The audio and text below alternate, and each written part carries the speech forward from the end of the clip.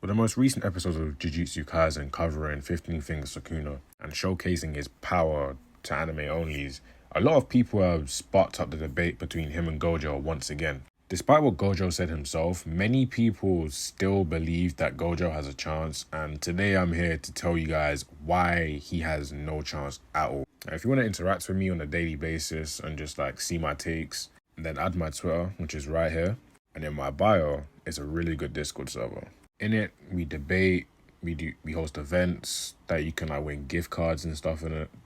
The server's good. I say you join it. Plus, it can get real funny at times, like this. You have sex on the internet, nigga. You touch yourself at night, nigga. Come on, man. My bitch fuck me every night, nigga. Now all my shameless plugins out of the way, let's actually get into the video.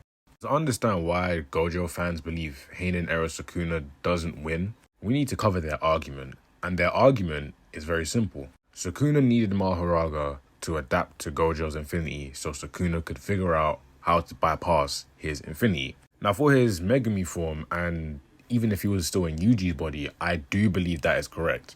But unfortunately, that is not the case for Heinen Sukuna, and I'm going to explain to you guys why. Now to simulate the fight, I'm literally just going to take out Megami Sukuna and then just put in Heinen Sukuna and just play the fight from there. Now we know that the fight starts off with Gojo sneak attacking Sukuna and Sukuna has the proper barrier to block it. Now right here, you could argue that Sukuna could block it better since he would have 4 arms, but I'm not going to do that here. I'm just quite literally just going to say he takes the exact same amount of damage and he heals up, whatever. Now that they're on the ground, this is where the hand-to-hand combat starts. This is where Sukuna's cursed tools and his 2 mouths and his 4 arms are going to come into play. Remember, in chapter 238, the narrator, not anybody else, the narrator says, as a sorcerer, there is no greater advantage than having twice the amount of arms and 2 mouths. Essentially, what it's saying is that people with 2 arms and 1 mouth simply cannot do what Sukuna can do. And I'm going to explain to you guys why in the exchanges that come after, every single time, Sukuna has the upper hand and I have to give Gojo a scapegoat for him to continue on in the fight. Now, as they get into their hand-to-hand combat, we all know that Sukuna has domain amplification, which will allow him to bypass Gojo's infinity. In their original fight, Gojo is the one that has the upper hand here, since, as we all know, Sukuna likes to suss out his opponent, while Gojo is he's going at it, right? So in these exchanges here, Gojo wouldn't be the one winning. It would be Sukuna instead, because he has his curse weapons and he has 4 arms, which means attacks that he has to block, he can block it with 2 arms, and the other pair of arms he can throw at Gojo. This would automatically change the fight and put Gojo on the defensive side while Sukuna has actually got the upper hand. Now I do believe Sukuna would let off a dismantle like he did in the manga and it will not hit, so he would register that for later just like he does in the manga. So now that we've gotten the hand-to-hand combat out of the way, let's assume that they both back away from each other and they activate their domains. At this point, we could either say that Sukuna could chant a fire arrow and shoot it just before he activates his domain, hitting Gojo with it as he activates his. Now, another thing that could happen could quite literally just be Sukuna wailing on Gojo and then he activates his domain mid-punch or something. But for the sake of this video, I'm going to leave this out and say, I don't know, maybe he can't do it, even though it quite literally could be very possible. But now that they're clashing, we all know what happens here. Sukuna wins the domain clash. And this is where the fight for Gojo quite literally just goes downhill, and I do believe that he could very much die here. In this simulated fight, Gojo would be getting sliced up like he was in the manga, but on top of that, he would then have to deal with Sukuna running at him with 4 arms, cursed blades, and all he has is reverse curse technique at this point. Now in the manga, he's able to fend off Sukuna, but then again, Sukuna doesn't have his 2 extra arms and extra mouth, and he doesn't have his cursed weapons either.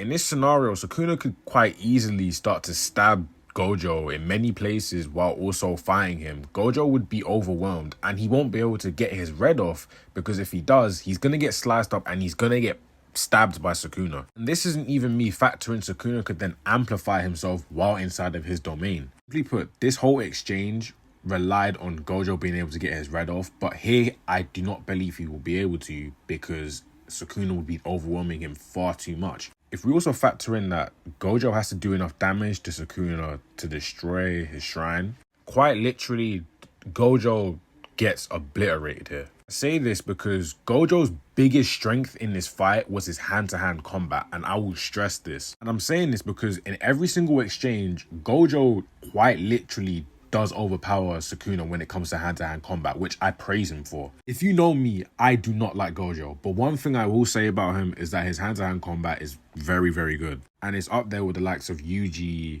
Yuta, Maki, Toji, and whatnot.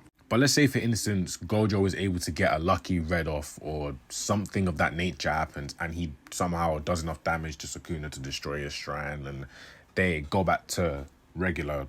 And what happened before will happen again. Sukuna, this time, because we know in the manga, he actually just amplifies himself. He would amplify himself and he will try wail on Gojo. And let's say again, somehow Gojo does enough damage to him to destroy the shrine, which I think at this point, I doubt. Let's give Gojo the benefit of the doubt. And I want to stress to you guys how much I'm saying let's give Gojo the benefit of the doubt. So far in every exchange, I've had to say, let's keep this fight going.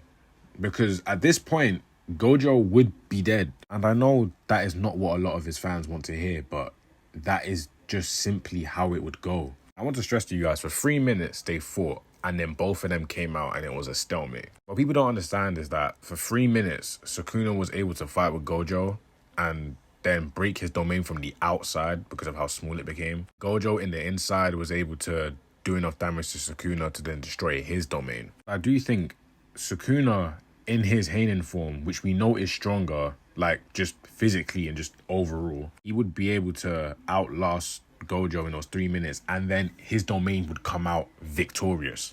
That right there is where Gojo would then just die again. And I think if I go anything past this point, we would start to see a trend.